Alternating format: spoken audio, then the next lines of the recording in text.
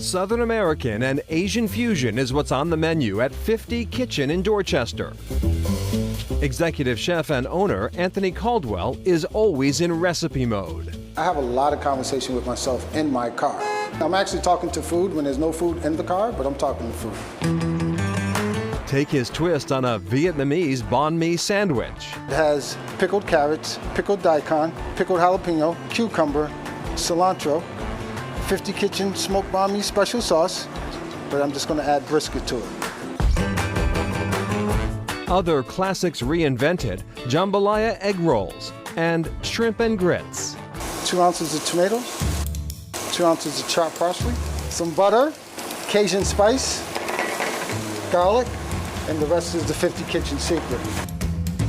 Caldwell says this dish is a customer favorite. Right over the top, and it's done. In February 2020, Caldwell opened 50 Kitchen, only to close 3 weeks later because of COVID-19. Devastated. Didn't know what to do, didn't know where to go. The neighborhood stepped up. I opened up the mail and it's like a card and $500 check, $100 check, $50 checks, $1,000 checks. I've never been so excited and so grateful to Dorchester, right, in all of my life. Because this is a community where I've robbed this place of everything, right? Everything I've robbed Dorchester of. Caldwell is referring to what he calls his unfortunate vacation, prison. The direction in which I was going at the time, it just is what it is. I was going to either kill myself or kill somebody. During 4 years in prison on a drug conviction, Caldwell learned how to cook and was forever transformed. Didn't cook at all, never. That's why I was like so shocked that I now have this passion that I absolutely love. I don't want to do nothing else. I don't want to fix cars. I don't want to cut hair. I don't want to be a landscaper. I want to cook food. After his release in 2006, he became a line cook at Legal Seafoods. But a few years later, he started drinking and couldn't stop. Alcohol was like killing me. So I told this gentleman, I said, I'm not doing too good, man. He said, what do you mean? I said, I can't escape this pain. Like, it's constant every single day. So I said, man, I just think I'll just do myself. He said, what do you mean? I said, I just blow my brains out, man. He said, but I thought you wanted to get back into church.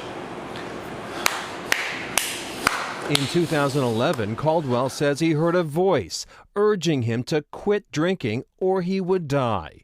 He went to church a few days later. I haven't had a drop of alcohol since. His career soared with jobs at hotels, MIT, and Harvard. He dreamed of one day having his own food truck.